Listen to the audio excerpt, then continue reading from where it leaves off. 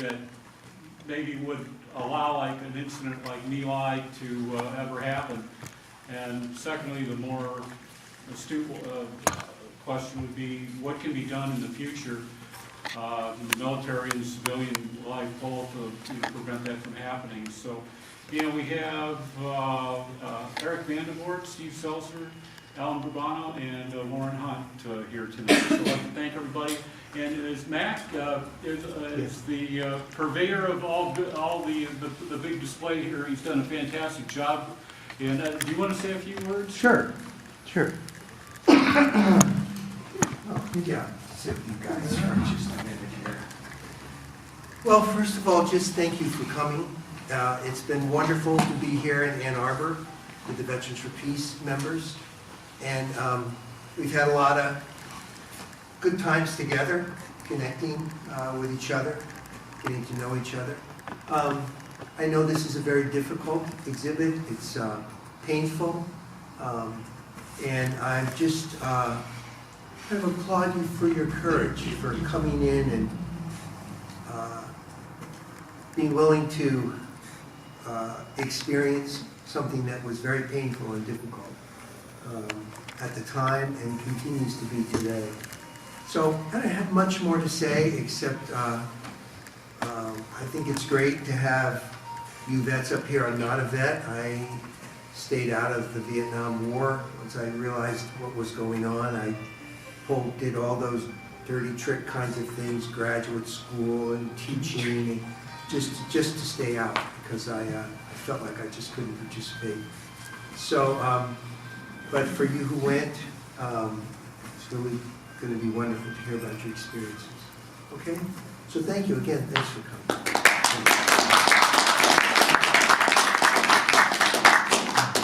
Would ever like to start off? So.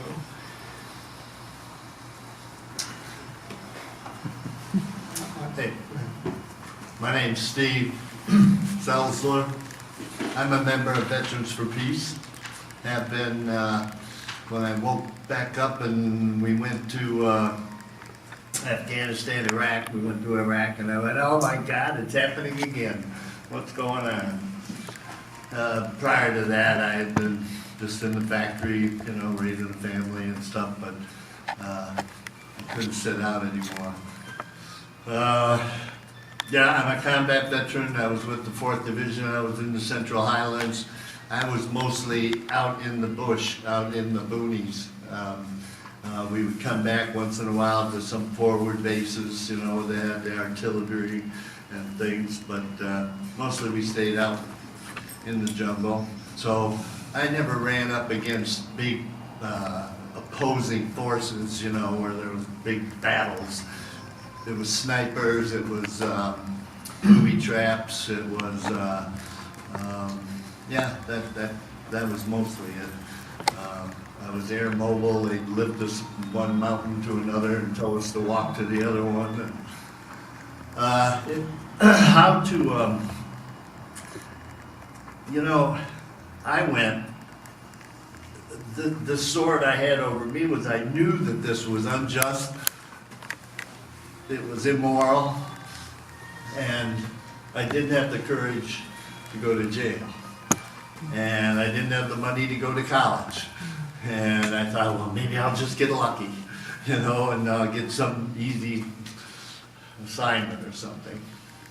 That was always my problem, you know, that I knew that I shouldn't do this. But once you get there, you know, I felt I had to, well, you look out for your brothers that are with you, and you look out for yourself.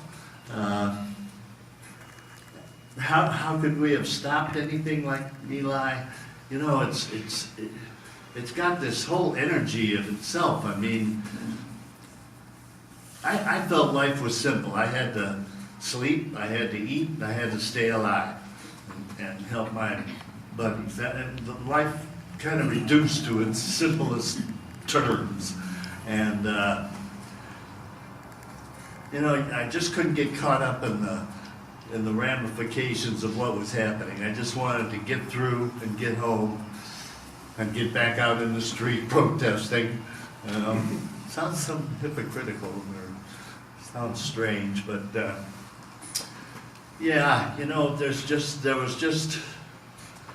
I mean, people changed. I was in fear for a whole year, you know? I tried to kill people for a whole year. It's not something that's good for whatever makes us up, you know?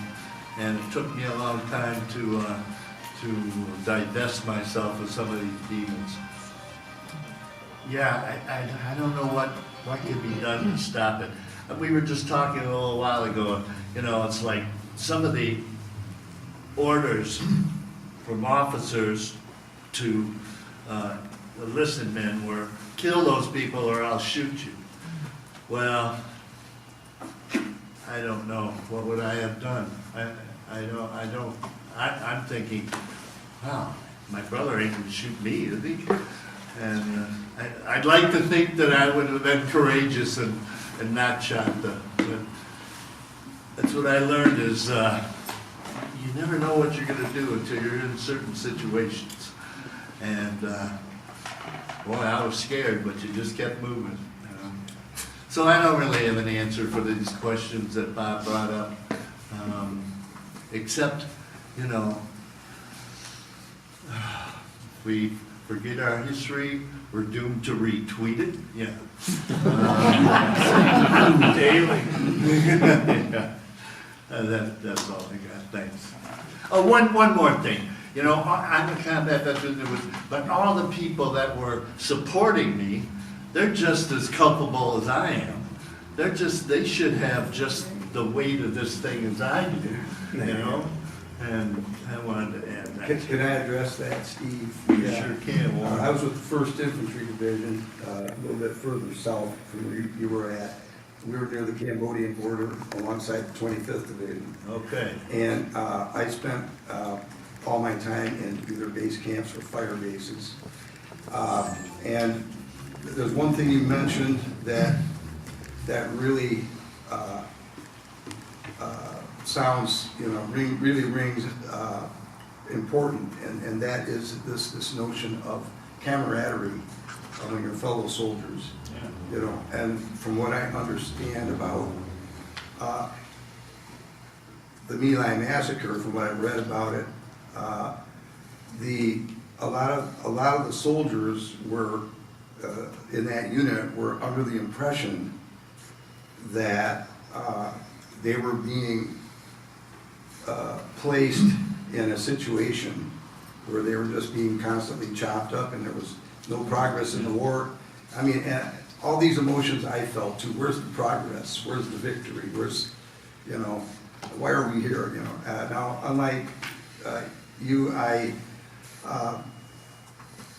got drafted and I really didn't have a strong opinion of the war. I just felt that it was my duty to serve.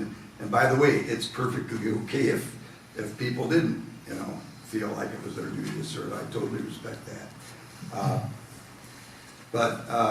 Yeah, the camaraderie it had a lot to do with it because, you know, you develop a bond with your fellow soldiers that is very, very powerful, and peer influence is very powerful.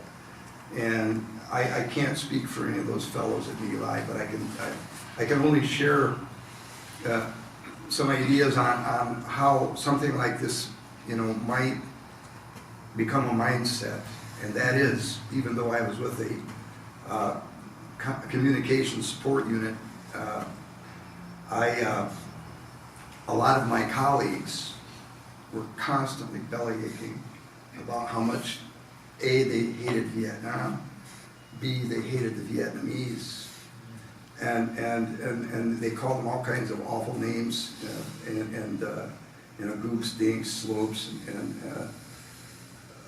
stuff like that. And I mean, the idea was that I could understand it, you know.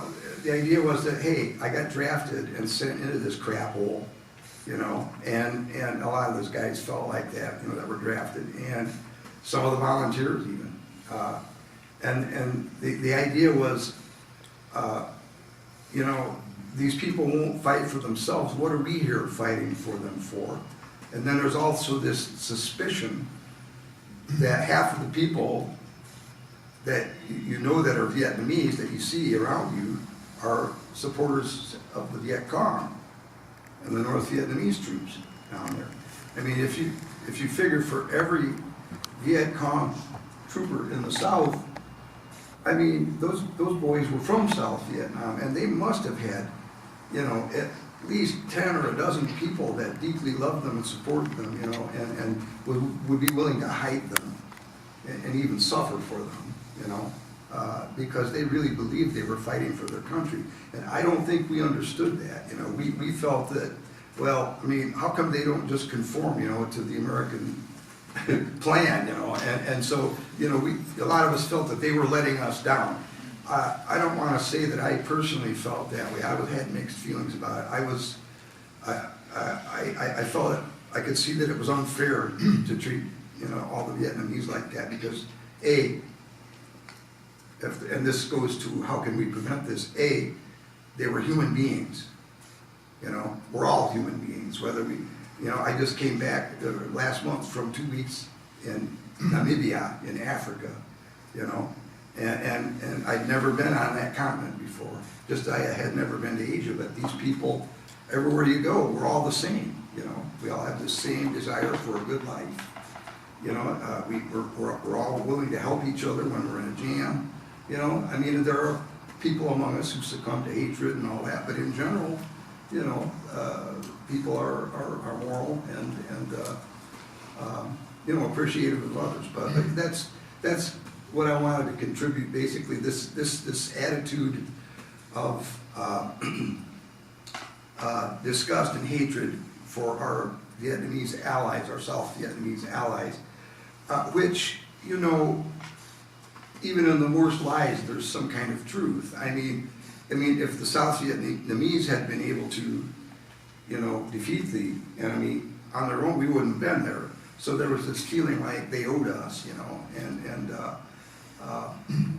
yeah, so I think that's very critical. And I don't know if we're going to face, I can't see if we have faced that situation in Iraq and Afghanistan. Perhaps, you know, some of us have been there in the room here and could comment on that, but I think the key thing is, if we want to prevent it, I mean, I think the first thing is, and again, very important to me, and that is, why are we fighting this war to begin with? Are we really supposed to be over here fighting, or is this just some, you know, 1% plan, you know, to make the arms industry wealthy or whatever? You know, there's all kinds of, you know, war is a dark, awful thing. You know, we've all seen the worst of it, and it does. You know, we just didn't pick up weapons and go looking for people to kill. You know, we were told that it was necessary, and in fact, the biggest problem, you know, I saw as a Vietnam veteran when I was over there, was the realization that, is this thing really necessary? What are we doing here? And I think that leads to these, you know, bad guys coming into your mind, you know, and this is just my opinion. I don't want to speak for the My Lai fellows, but they were constantly getting nitpicked and killed one by one in these ambushes by small units. And at some point, I can understand, because I said to myself when I read about it, I heard people say, how can our boys do this? How can American boys do this? And I just explained how they could do that, you know. And the thought came into my head that if I would have been one of those guys, it would have been very easy for me to think, you know, damn it, come out and fight. You know, I'm willing to give my life for my country. You know, and you know what? If you don't show your goddamn face, we're not going to only kill you. We're going to kill your wife and kids too. This kind of, you know, just vile hatred and frustration. You know, I think is what had a lot to do with My Lai, and also the other, you know, things you mentioned. This camaraderie. Some of the fellows I read about at My Lai actually pretended to shoot people because their moral conscience wouldn't let them do it, you know. But on the other hand, they had to look like they were doing it for their peer group. So, anyway, before I get going too hard, yeah.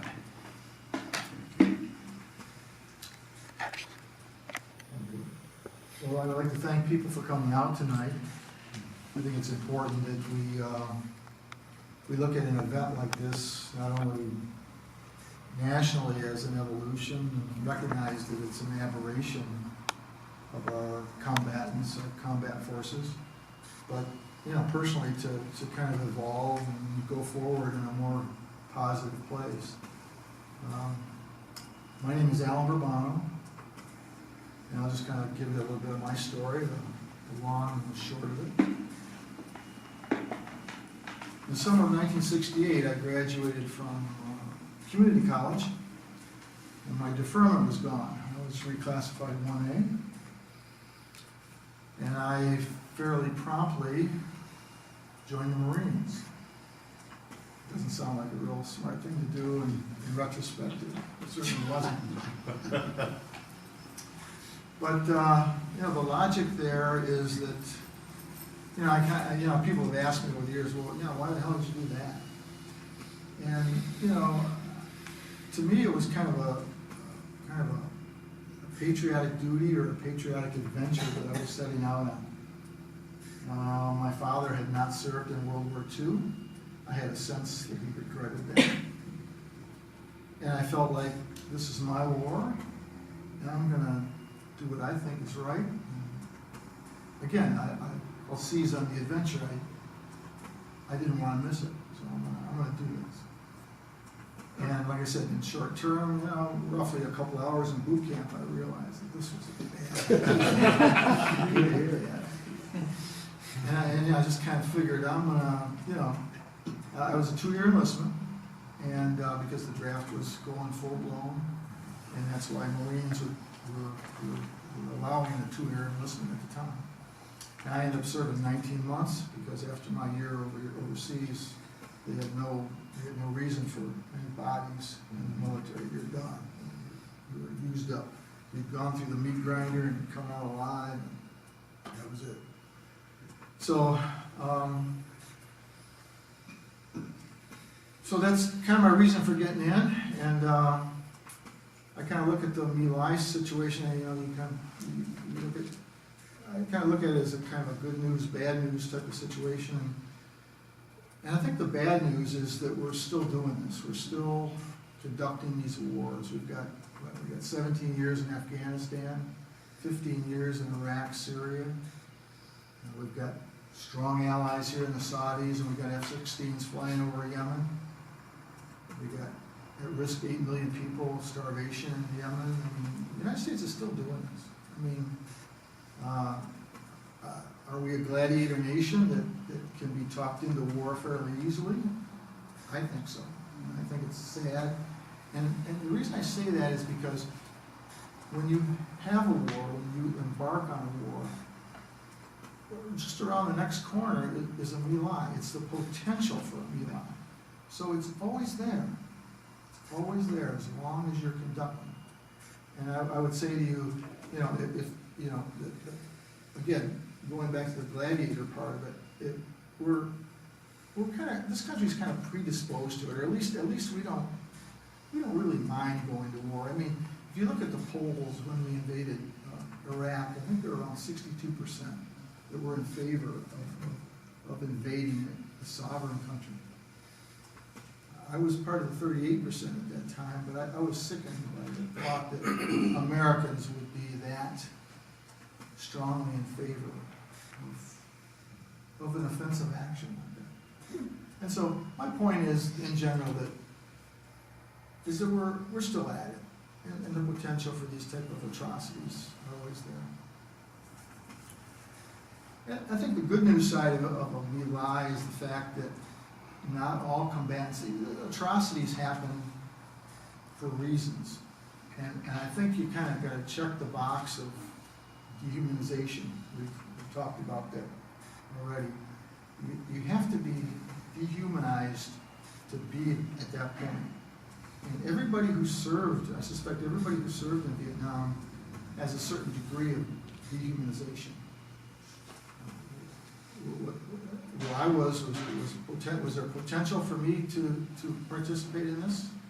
Probably, given the right circumstance, I could have probably been right there with these people in terms of atrocity like this. I think it's not beyond the scope.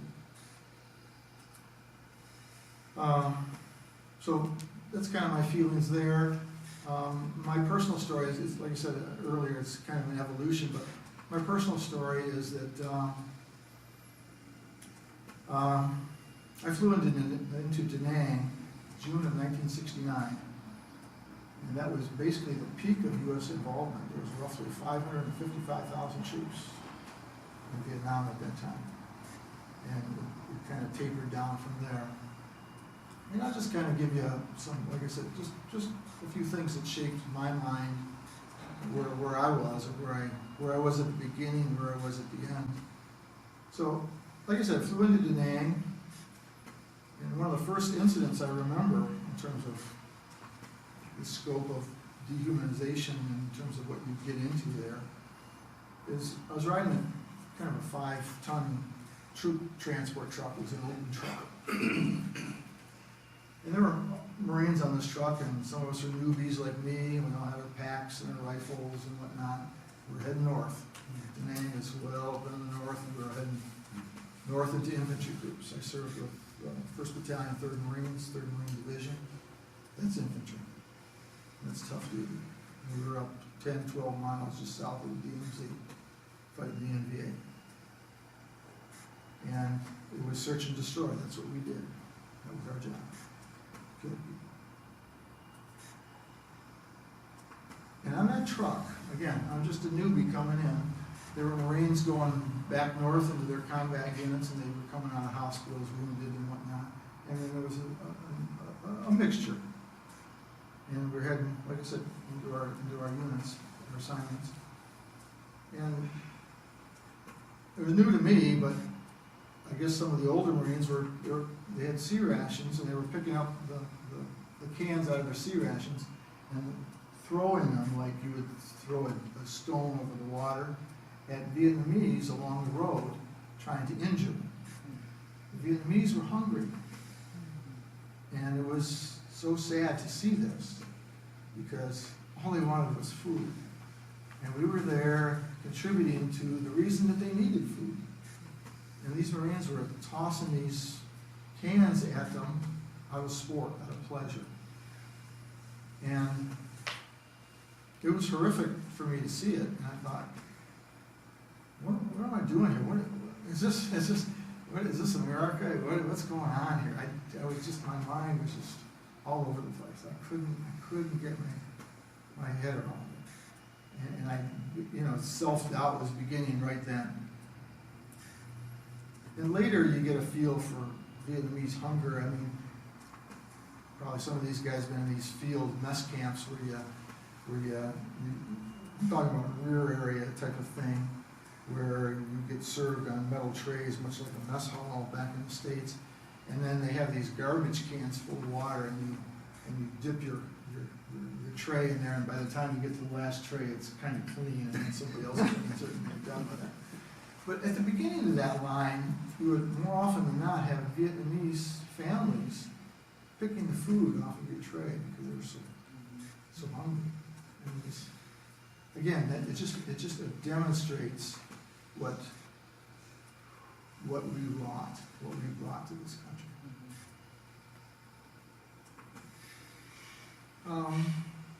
The second story I'll tell, I've told it a few times, and I don't get too good a response from it. But we were up, like I said, just south of the DMZ. We could see the DMZ. We were on a place called Downhall Mountain, and we had a lot of shelling, a lot of incoming, and we were virtually living in caves. They built these caves, sandbag and otherwise, the steel girders over top, and we were literally living in these caves. And I can remember a particular day, I was up there with Bravo Company. And I was a radio operator, by the way. And And I was sitting there with, I think, a corpsman, and or maybe it was another radio operator, I'm not sure, and I was sitting there with these three grunts, which are, in terms of Marines, MOS, you get all these different occupations. I was a radio operator, and they were infantry. They were the grunts. That's not to say that we all didn't carry rifles or pistols or whatever. We were all, this was an infantry unit. And we were in the field, in the bush, as they used to say. And we used to get these care packages. They would come from the States. I don't know if you guys remember getting care packages. And they would come from,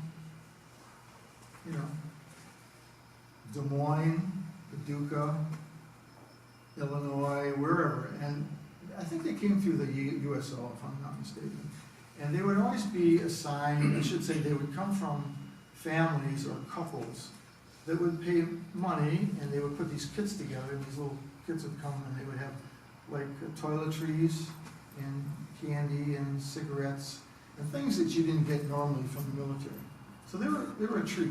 These things would show up in the field. They'd come, chopper would come in and drop these things off, and we'd grab their box or whatever.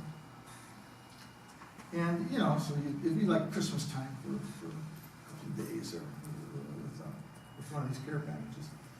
And invariably, it would say Mr. and Mrs. Jones from wherever, Iowa or whatever.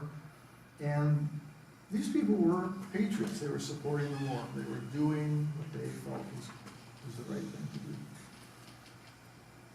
And I can remember, we were, like I said, it was 4 or 5 of us pulling our packages apart. And one of the grunts was talking about it, and he said, he says, something to the effect that, I wonder what these people are thinking. Do they know what we do here? Do you know what kind of business we're involved with here? And this reveals another aspect of warfare and of things people do. And he said, what do you suppose if I sent Mr. and Mrs. Jones one of my ears? And the grunts used to collect ears off of dead Vietnamese kills. And they would string them to their belt with shoelaces or leather or whatever. And it was kind of like the old Wild West where you have notches on a gun. You had enemy ears hanging from your belt. And so the thought was, do you think Mr. and Mrs. Jones would appreciate if I sent them an ear and they'd see what we're doing here? This is what we do. This is what the business of war is about. And this is what it's done to me.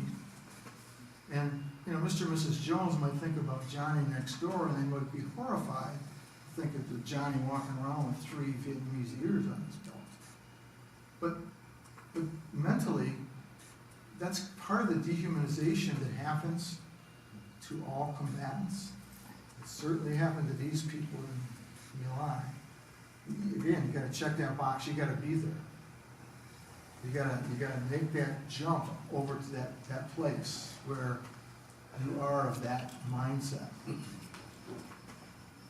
And this story is just a reflection of that. And the reason it's, I think, in my experience, it's so poorly received is that people, I was talking to my friend George before we came over here, people don't want to believe that. And they reject it. It was like, that's not Johnny, that's not what he's capable of. And it's just a reality of the dehumanization that goes on. Can I throw something in there, Alan? I was sitting at the dinner table one night after I got married. I'd been back, it's in the early 70s, mid-70s.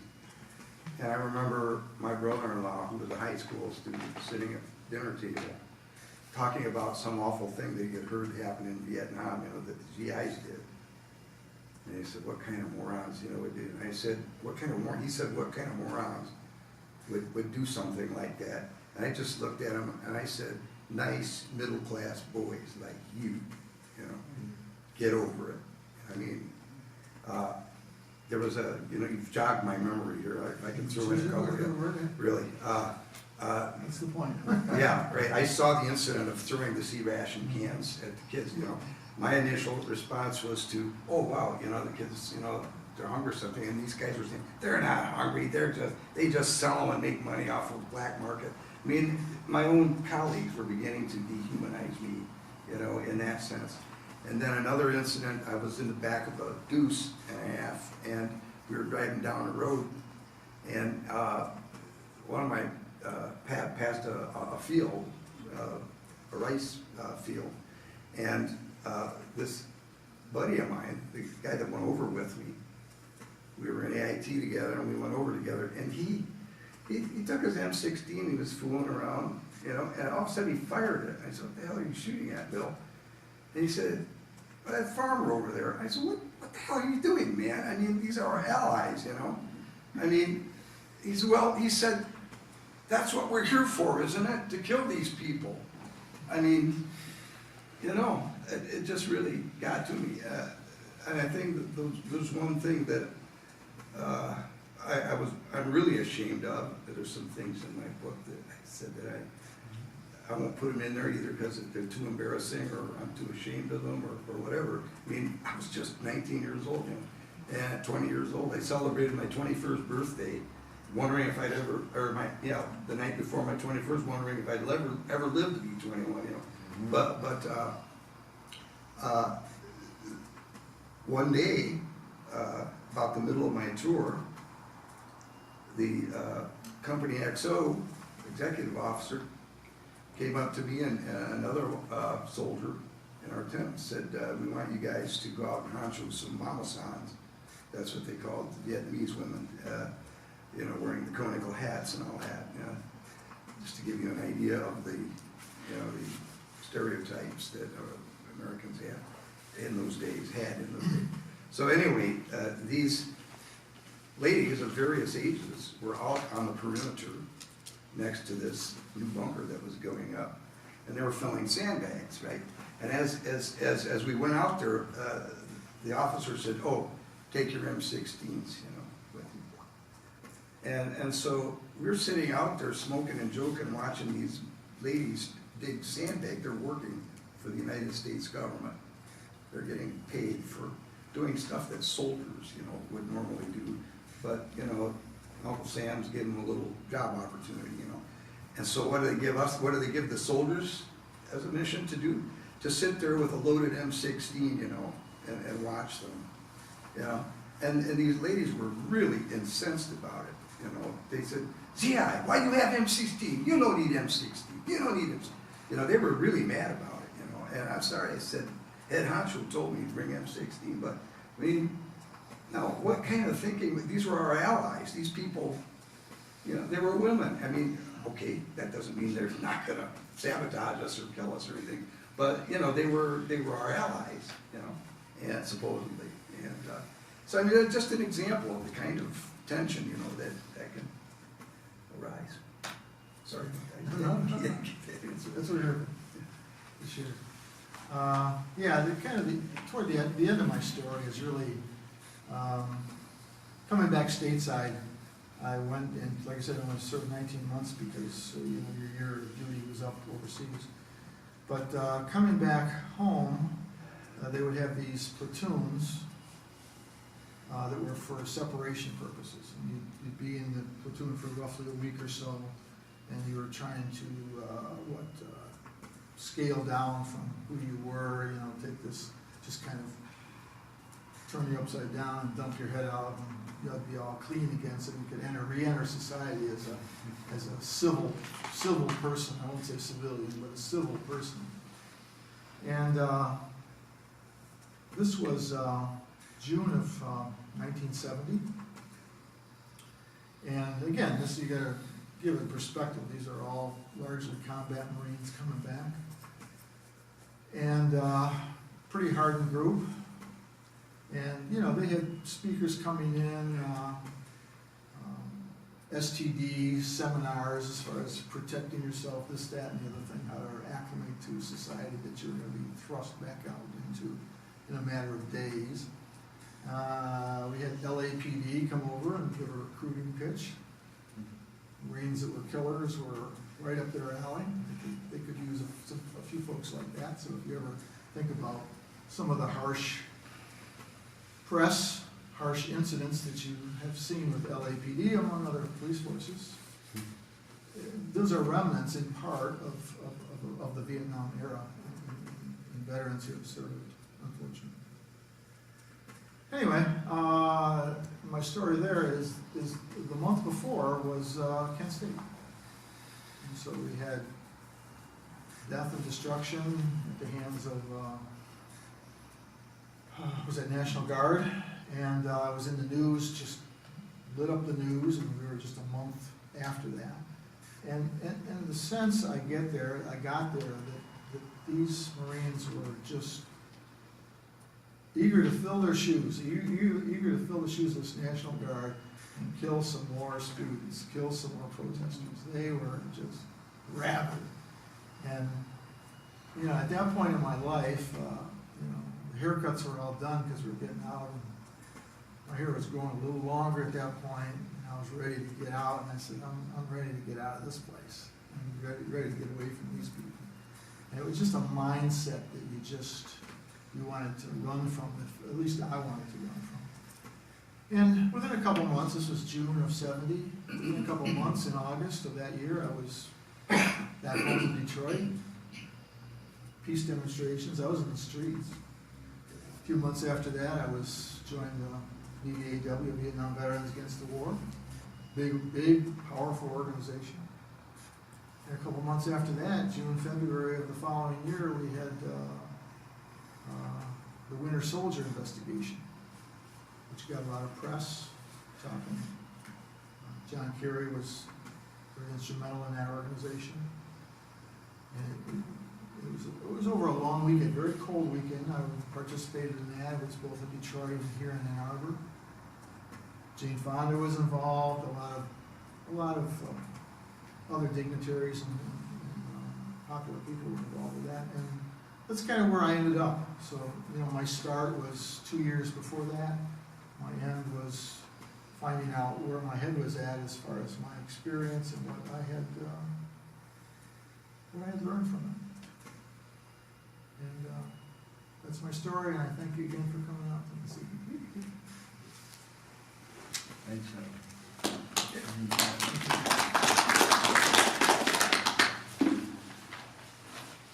So here's some of my story about my experience in the Army. Thanks for coming out and kind of listening to our communal stuff and hopefully being active in the future with your own personal decisions about what you can do in the community to avoid or minimize these kind of conflicts that happen as a matter of fact. They happen during war, they happen during peace.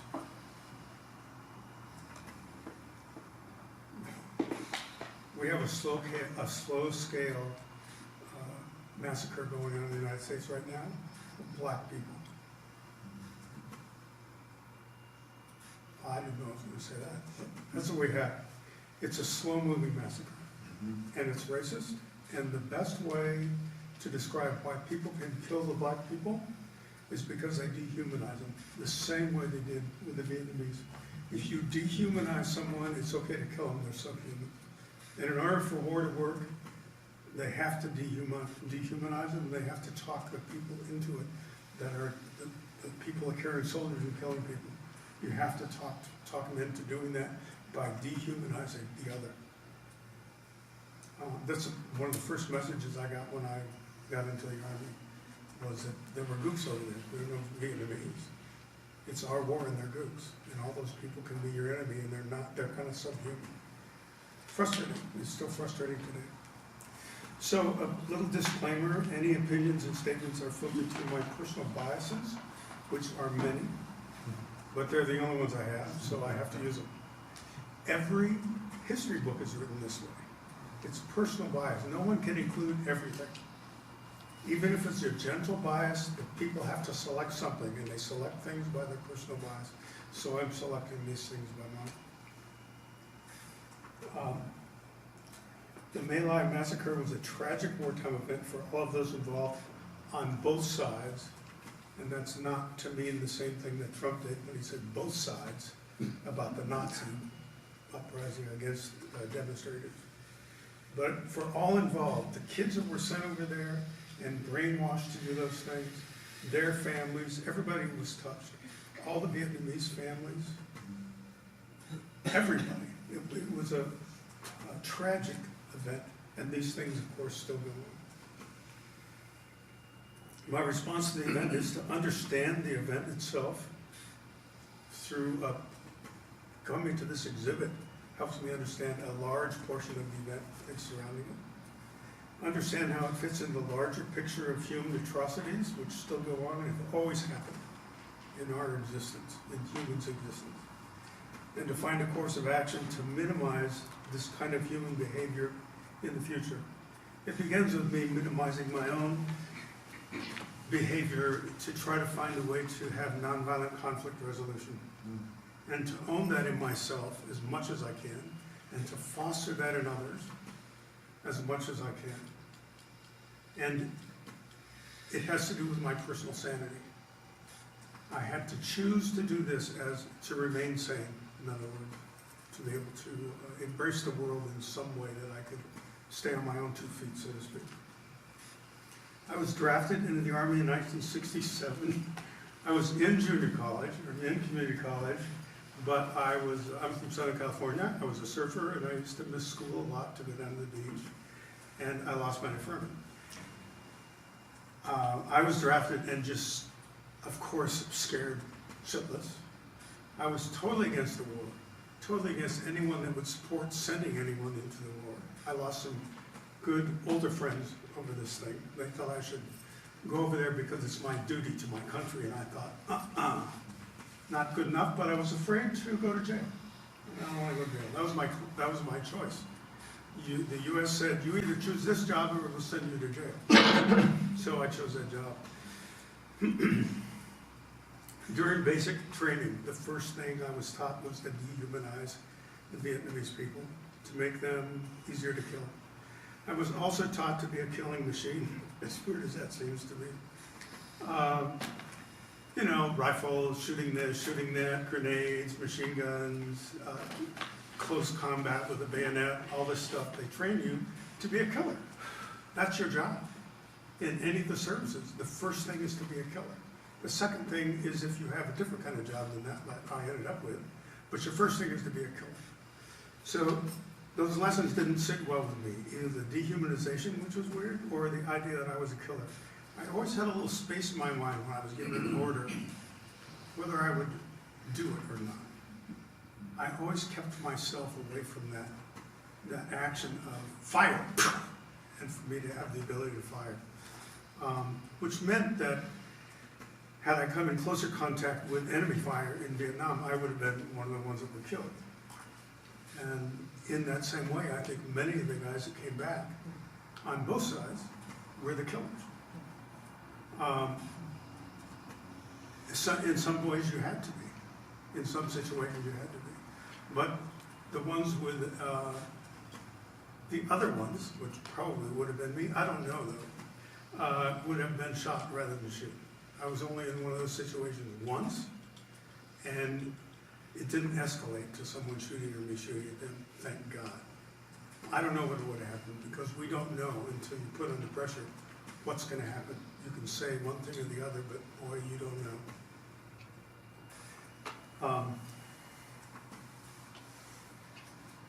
After basic, I was sent to the 52nd Army Band. I'm somewhat of a pianist, not a great pianist, but I was sent to the band stateside to be a piano player. Well, they didn't have a piano, but they gave me the cymbals. So I played the cymbals in ceremonies on the bass for about a year, a little over a year, and I thought I'd spent, we had 2 years of being drafted. I was in over a year, and I thought, good, I'm not going to Vietnam, because the tour is 12 months, right? Yeah, so I got sent over there for 10 months, until my service was up, and I thought, wait, something's wrong. Yeah, well, something was wrong, but I went anyway. And I was sent unassigned as a piano player to the 101st Airborne Division. And it took me a long time to figure out why I was going to the 101st Airborne Division. I didn't know anything about parachuting or anything like that. But they had an Army band, and there were 6 of them in Vietnam. So I went into Saigon. What's the airport in Saigon? Tan Son Nhut. Under mortar attack, we go in. So we fly in, and all the lights out. They turn the lights off the plane. They push us off the plane, and there are mortars coming in, or rockets coming into the base at the time. Pretty exciting, but freaking. And then took a transport, C-41, I think, up north to Hue, the city of Hue. That's where the Camp Eagle was, this huge base that was overrun earlier on the Tet Offensive. The whole camp was overrun and had been rebuilt, so to speak.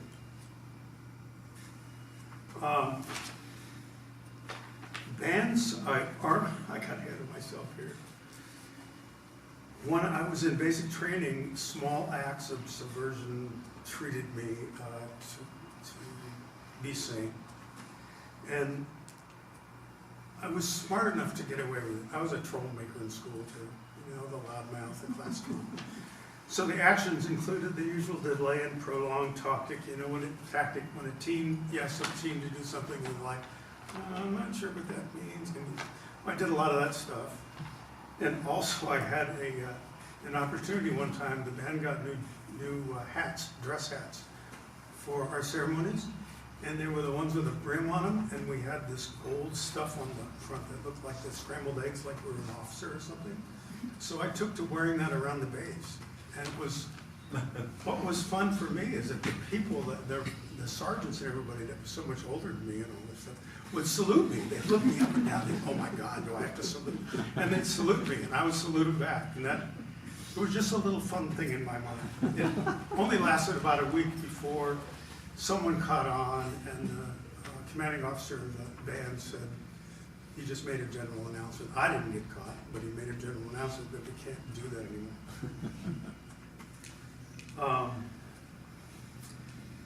In Vietnam, when I was in 101st Airborne Division, these small acts included putting liquid soap into the officers' showers. We had to set up the showers in these big buckets that they just turn on and they would drain down. So I put soap in them so they couldn't rinse off.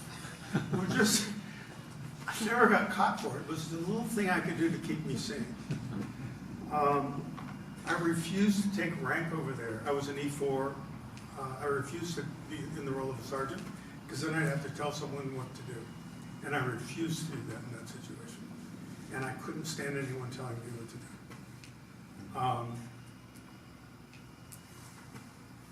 Let me see. We flew in choppers a lot. Chinook helicopters about 3 times a week. 5 or 6 days a week we would go off the base into other territory to play pacification ceremonies, to play for some colonel that was coming in to say hello to the troops or something on a fire base. I don't know what we were doing, but we were going around either in helicopters or trucks. And from the helicopters, it's a beautiful view, and the helicopters are well made, which felt okay, a bit precarious, but okay. We always carried rifles, a 50 caliber machine gun, and a couple mortar launchers. Is that what they are? Grenade launchers. Yeah, grenade launchers. 60s, Yeah. 79. So we always carried those as a unit. We were always armed all the time. And I thought the country was so beautiful, especially all those little lakes down there. I thought it was like Minnesota. Yeah, I remember seeing that.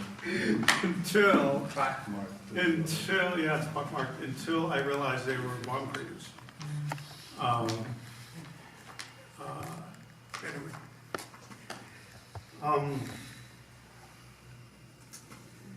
We traveled in 2 trucks to various places.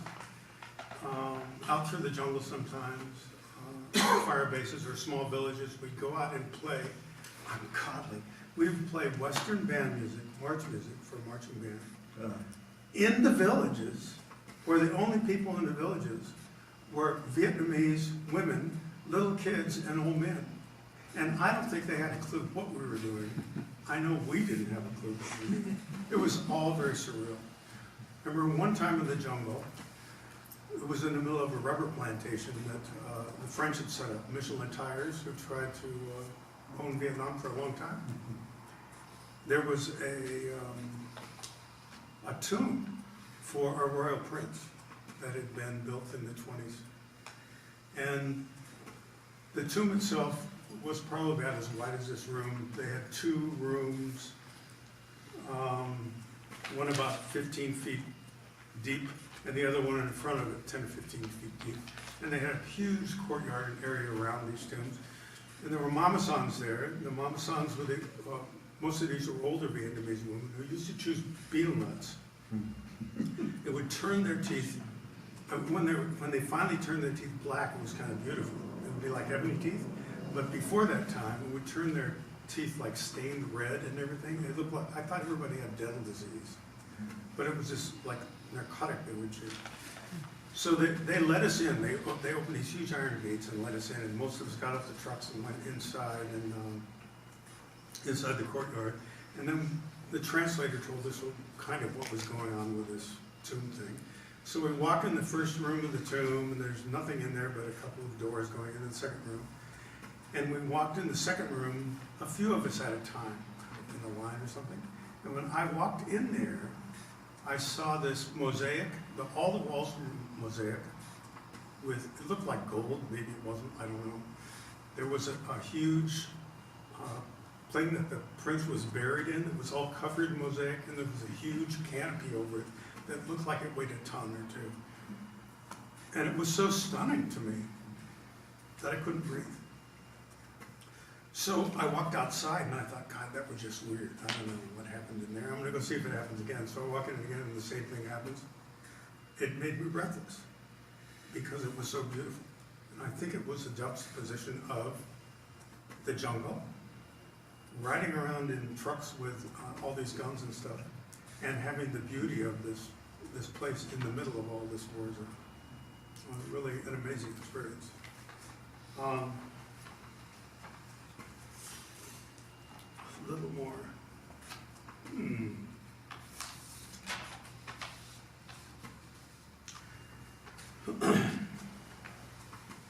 I returned from Vietnam physically unharmed. When I flew into Oakland Army Base, or Army Terminal in California, I was like immediately discharged, and this was like the day after being in a war zone. I was in California. That was surreal in itself. So I took a little helicopter from Oakland across the bay to the San Francisco airport, and I thought the thing was going to come apart. I mean, it's really vibrating and everything. I thought I'm going to die right there. I get to the San Francisco airport, and what stunned me the most was the amount of wealth that was on display. People dressed up, laughing, all this money on cars, all these cars in there. I thought, my God, you people are responsible for that war in Vietnam, and you're pretending that you're not. And you're sending people over there to be killed and to kill other people. And you have this lifestyle that is outsized. Something's wrong with this picture. So I was very isolated for, I'd say, 4 or 5 years. It still comes back to me sometimes, this isolation thing. But I stayed at home, I did my schoolwork, and basically didn't talk to anyone. I could trust no one, because I felt everyone was complicit in having this war go on over there. Then no one understood what was going on, no one cared.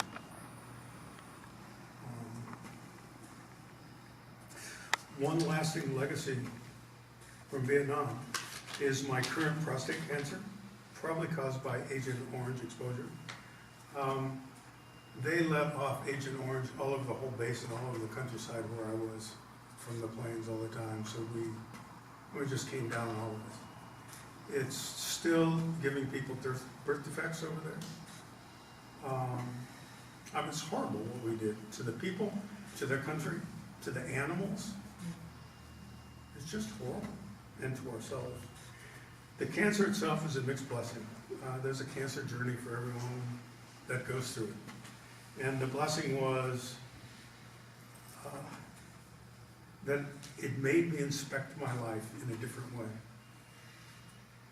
than had I not had cancer. I could have gone on at a different level, but having cancer took me so far down that I had to work this out of my brain. Who am I? How does this work? Blah, blah, blah, blah, blah. The three things that led me to. One is that I had to decide on what I needed to say and say that at the appropriate time and place. And also this has nothing to do with whether the other person or other people will hear what I'm saying. I have no control over that. But I do know sometimes I need to say something in a situation, and I would hope that other people listen or another person listens, but sometimes they don't, but I just need to say it. It's hard to figure out what those things are, but it's important that, for me, that I do that. The second thing is that I have to decide what I need to listen to. That's really harder to figure out. If someone's talking to me, and sometimes I don't want to listen, maybe that's when I should listen. So I have to be aware of that. But those are important things for my mental health. The third thing is I have to decide on what I need to do and to take actions towards those goals.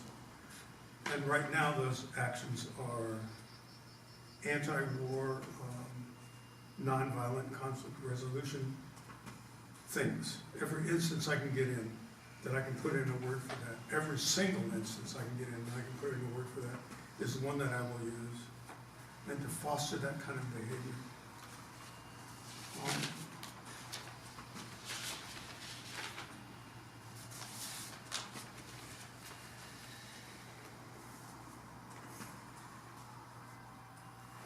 So I look at this exhibit for what it is, which is a zoom in on the action that took place there. We zoomed in on the incident. And also we can look at it as zooming out, which means these incidents take place. It says this in the exhibit too. They take place in our world right now. And they took place in Vietnam all over the place. All the time. It's the dehumanization of others that we have to resist. We can't fall for it, and we can't just let it go. When I was in Vietnam, I had 3 or 4 friends, close friends. People that came into the unit were warned to stay away from me because I was quick, with a quick tongue, and a little dark. So I would test people all the time. And the people I didn't like were the ones that did the thing the Army told them to do, if they were my rank. If they just followed along and did what the Army said, I thought, no, I can't trust you because you have no sense of yourself. And anybody above me in rank was open to my disdain and in any way that I could give it.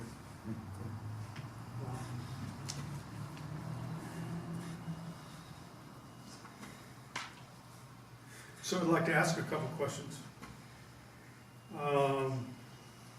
Can anyone speak to possibilities of maximizing compassion in our community, our state, or our nation? Do we have anyone that would like to offer what they think they could do as a next step? We all have a next step somewhere.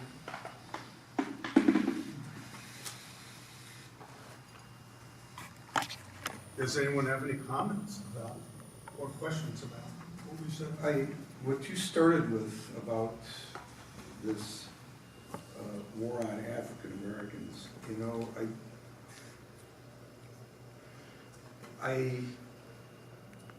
the first thing that opened my mind up, and I think that's, you know, out of this horror that we've all been through, I think it opened up our minds to something, you know, to certain things. And one of the ways my mind was opened up was I had never had any contact with African Americans, and I only knew them as stereotypes, you know, and used epithets to describe, the racial epithets to describe them. But you know, when I was in Vietnam, and I'll never forget this, the first man I knew to die in combat in Vietnam was an Afro-American guy, you know, and if you go to the wall, there are hundreds, thousands African American, how many African Americans have to sacrifice their lives for this country before people, accept them as human beings, as citizens, fellow citizens. So that really got me. So Eric, you caught me by surprise here. You turned the damn tables on us and basically asked us to speak up. And I'm trying to correct my thoughts a little bit here. But I think the first thing is, I love that you asked that question. What can we do? I was trying to figure out when I was doing that part right here, the whiteboard, what to ask people. Yeah. And I think, what I think about, and I'm not really doing it yet, but I really think about who's really suffering in this country. And what can I do, but also how can I help them? Somebody said that people who suffer should have the power, which I really like that idea. People who suffer should have the power to change things, to do something about it. Now, that's as far as I've gotten. For me, I think it has something to do with the immigrants, and they're the new Jewish problem. Like for the Germans, it was the Jews, and for us, in our country now, it's these immigrants coming over the border, and they don't quite speak the same language, and et cetera, et cetera. And so, somehow to work at building bridges that way. But I don't have really an answer for you, but I think that your question guides me in terms of, if I never had heard it that way before, but if I could set a goal, it would be how to maximize compassion. And that's partly what this is about. Who were these people? They counted, they were important. It wasn't just them, but all over the country, they were important and counted. So how can we take a moment to honor them and honor their memory? But now, how can we do that actively with the people in our own communities? When we were in Detroit, a guy came in with his 14-year-old daughter, and a year ago, her mom, his wife, had been deported to Mexico. And they were living with that. So, can we, so thank you for that. I don't know if other people want to address that, but I think it's important to address it in our hearts, even if we don't do it out loud. So I'm really interested in next possible steps. They don't have to be next steps, but the possibilities, if we allow our mind, are endless. Yeah? I think it doesn't necessarily have to be for everyone a huge step. I think there are all kinds of little things we can do. And one thing is when we hear, I live in Chelsea, and the lady who used to cut my hair, she doesn't anymore. A sweet lady, she's a grandmother, not to her own kids, but to her husband's kids. And I make anti-war comedy short films, and so the subject of war came up, and she was talking about Iraq and Middle East, and she said, those people over there, they just don't value human life like we do. And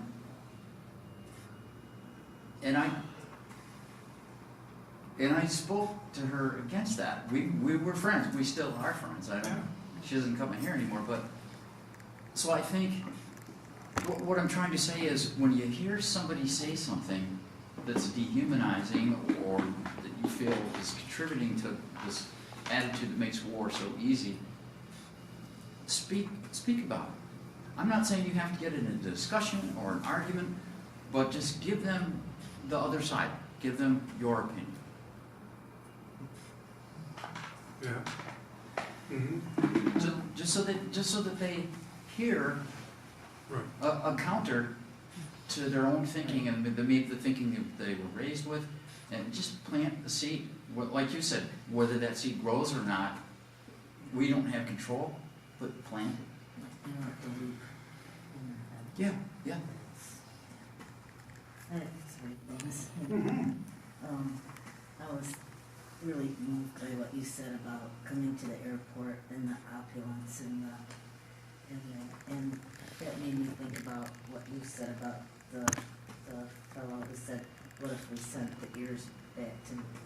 Because I think that would have been kind of a natural expression of the anger that he may have felt about being sent over there by people who then don't have a clue as to what's happening. Don't want to know.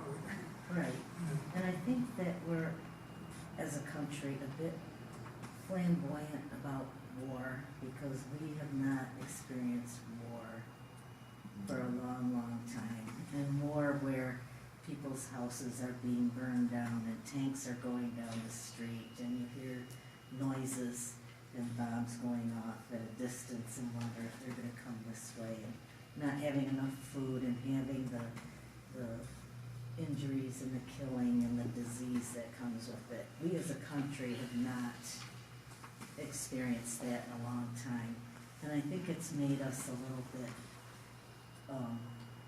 indifferent to what happens to people and that's going on where they live. And about your idea about the compassion, it's something I've thought about for a long time, because I don't know if we are a fearful, hateful people because of the way our government is, or if we're a fearful, hateful people. I don't know what the answer is to that, and I think about it a lot. So, I remember driving to pick my daughter up from school. She was in 6th grade, and hearing about Abu Ghraib on the radio, and I thought to myself, now I think I understand what regular old Germans may have been feeling during their war, when things were happening that they may not have had control over what was going on, but in a way being responsible too at the same time, but not necessarily having any way to stop it. So I have no idea what the answer is to your question, but I try to draw a lot of strength in my everyday life and seeing how wonderful people are to each other on the street and in the communities and in our stores and our hospitals and, you know, in our everyday life. So I try to draw strength from that. Mm-hmm. So, Thanks for your comments, yeah. I think one thing is being what they call woke. Paying attention to what's going on, to what other people or groups are feeling. I have taken a examining whiteness class. You know, we white people never even used to call ourselves white people. It was like we were the norm, Yeah. and everybody else was the other. And to start saying, I'm part of one group that's white, and there are other groups that are something else, but we're not necessarily the center of everything. And becoming more aware of that you don't assume the world revolves around you. You know, how do you get past that? mm-hmm. I think that's really big. Mm-hmm. How about from this side of the room? Comments?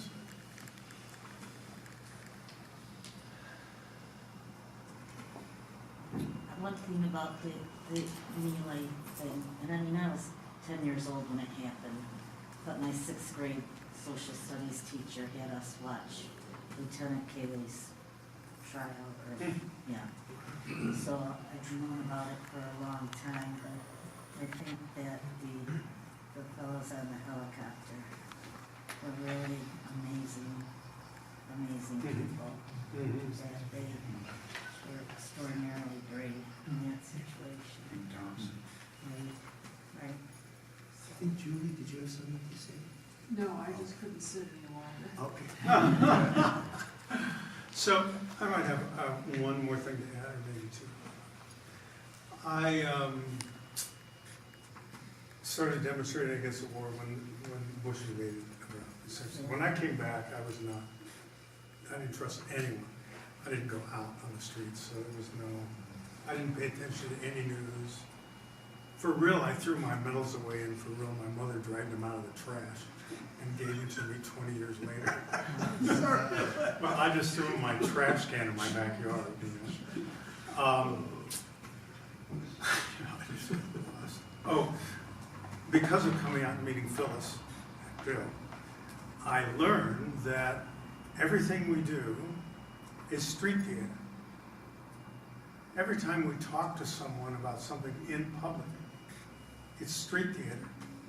There could be someone else listening, someone else seeing, two people interacting. It's always street theater. And we can use our best manners and respect for the other person. And we can talk about things that are serious. I walked into this young woman in my exercise class this morning. She's, I don't know, 20-something. And I felt it was safe to talk to her. When I was driving down there, I felt like I'd just come home from Vietnam. I was feeling totally isolated and like I'm taking part in this exercise class while people are being killed overseas. I mean, it's just frightening. But we have to live in the world we're in, right? That's something I learned when I came back. We have to live in this world and be part of this world while still owning up to the things that are going on in the other parts of the world. So I went and talked to her and asked her a couple of funny questions first, and then I said, I'm feeling a little bit off today because of blah, blah, blah, blah, blah. And I said, is that too much information? I told her I was coming here tonight and talking, and asked her if she knew about the massacre. She said no, she didn't know anything much about history, which kind of surprised me. But I told her about the massacre. She said I was in a talk with some other Vietnam vets. And I said, is that too much information? She said, no, that's kind of fascinating. So I talked a little bit more, kind of talked myself, I don't know, another minute, and then went and did my exercises. But that's like something I needed to say. I need to, in various situations, expose myself as someone who's politically and socially on the side of something and try to engage the other person about it in some way. Not to agree with me, but to engage them in a way that will let them think or let them express, well, I don't know, that must have been tough, or I don't believe in that, or I don't think that. So I'm always trying to find ways to talk with people that I don't know. I'll talk with anyone. Just to kind of engage them. And it always sidles around, very often sidles around to politics or human rights situation. Not always, but very often. That's the most interesting thing to me. I know people want me to keep it light and easy sometimes, or so I assume. And I don't mind, I joke around a lot, but I also like the other side of things where you have to realize what's going on in the world. We have to know that. We have to be exposed to it. So, questions or comments? I think I'm done here, except for listening. No more? I have a question for Steve. Steve, I saw you nod your head several times when other people were talking, especially when Eric was. Has anything come to mind that you'd like to expand on? Well, my ass fell asleep about 15 minutes ago. No, he was talking about your head. And so, the one thing that all of us have experienced was there was some real racial tension that went on in the years 68, 69, and 70. And I found myself on the side of black people. You know, they would tell me, you know, man, they sent me over here to kill young people, and they're killing us back home, you know, and yeah, that's right, I was a hippie anyway. Yeah, I didn't have the white bread experience there that Mr. Hunt had, but that was a good thing for me to, you know, to be on the other side, so to speak. Just wanted to bring that up. It was some terrible times there racially, and I was understanding their anger. Yeah, that's good. You know, I think along the lines of what can we do? I mean, I think many of us, if not all of us, have tried to think our way through this particularly issue like the racial issue. And, you know, we're dealing with the fact that we're all human beings, and a lot of people profess to be religious, and most people who are religious more or less will accept the notion that everyone is created in the image of the Creator, of their God, their particular, deity that they worship. And if that is the case, then isn't every single one of us, a reflection of that deity? And if, I heard a priest once say that, maybe the true communion is the communion of human beings with each other, the one-on-one, accepting people and, sacrificing yourself for others. And, that's really what it's trying to get at. That was his opinion of it. But I don't want to wax religious or anything like that. But, and I think another thing that I just talked with my wife about today, and that is, we're taught that there, as Americans, and I'm sure every one of you would immediately get this, we live in a world of dualities. There's black, there's white, there's right, there's wrong, there's correct, there's incorrect. There's only two political parties, and each one has one solution, and it's either right or it's wrong, you gotta choose, And I challenge that. I would challenge that. I would say, why not just look, at everything that happens as not necessarily one or the other, representing one or the other, views or phenomena, but try looking at the whole pattern of things together, and drawing your own conclusions, because if God did make us, He also gave us reasoning brains, and with the ability to try to think things through. And I think if we're bothered by these problems that we have as human beings, then, the gift we have, as well as the goodness of our hearts is the power of our thinking to warm, to be warmed by that heart love, for other human beings.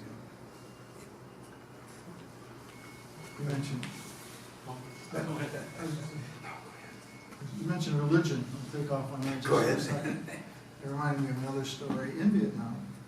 And I shared this story with my friend Julianne out in the audience some time ago, and we had a conversation along these lines.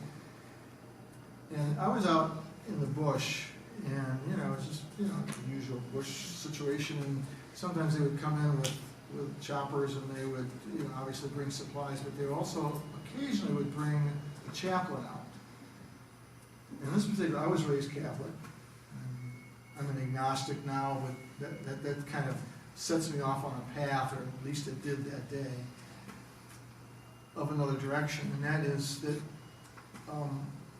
this chaplain came out, a Catholic priest, and they had the poles, they set up the camouflage stuff overhead so that the enemy couldn't see us and whatnot. And he conducted a mass for the Catholic Marines that were there in that forward combat unit.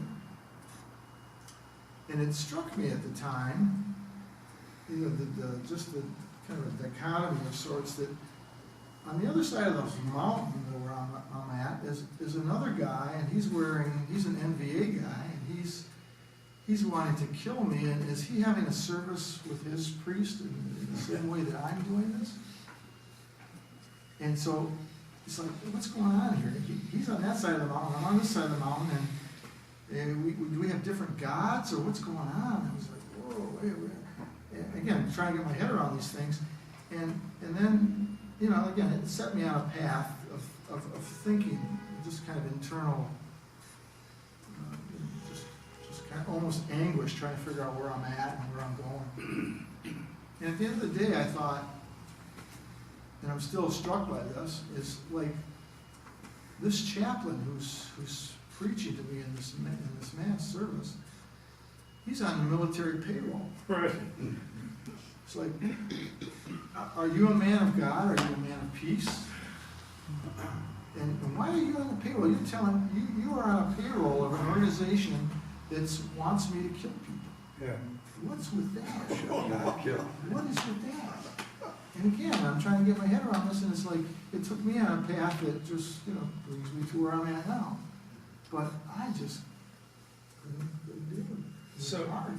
if I give you my 2 bits about that, Yeah, that was my story. a little chaplain-related things that happened over there. The first was, in the unit, once every week or once every 2 weeks, they would show porn movies, and the chaplain's assistant was the guy that did the porn movies. And I dropped my religion before the war, but I couldn't figure that out. It's like, I don't know, I just couldn't figure that out. And the next thing was a little act of resistance. The chaplain, I don't know what rank he was, some officer, right? Was on that. Yeah, they're always captains usually. Yeah, so he comes in and comes to me personally and asked me to play his little organ for his ceremonies, for his church. He said, would you be the organ player for my church? And I said, is that an order? And he said, no, it's a request. I said, no, I won't do it. Thank you. And it felt really good to kind of stand up for myself and be able to offer that little resistance, because I couldn't figure it out either. A man of God, it just didn't make sense in that a man of God being paid by the people to kill people or to bless the soldiers before they kill people. I don't know, it was just a little confusing. So, Bob turned me on to a good thing. I was brought up Catholic too, and they told me I was allowed to kill people on Friday, but I couldn't eat them. Tom Lehrer song.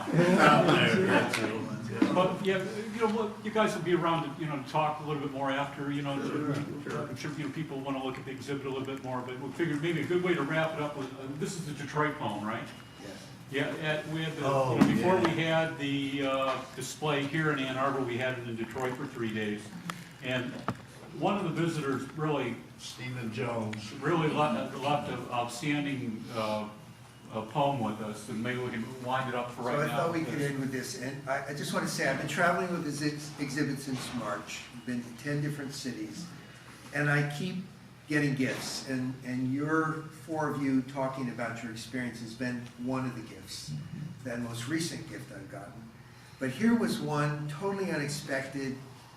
Guy came in, spent time at the exhibit, was sitting there writing, and then took his writing and transferred it into the journal that travels with the exhibit.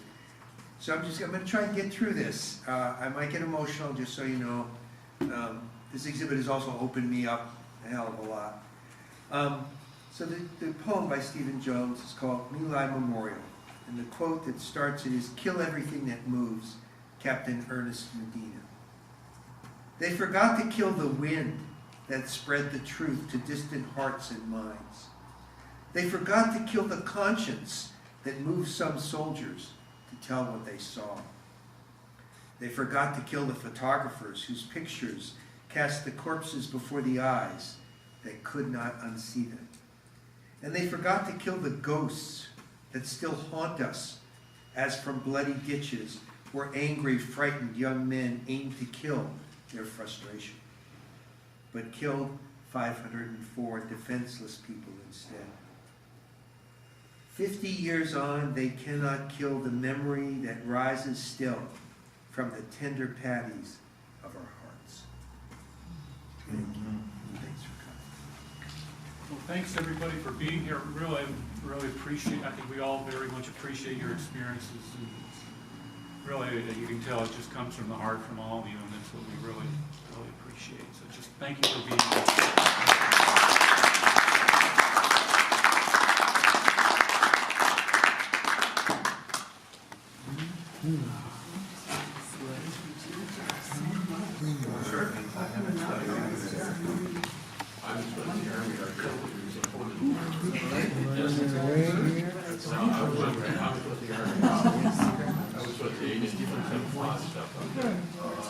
How's your ass doing?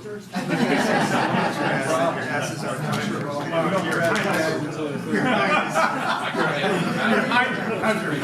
doing?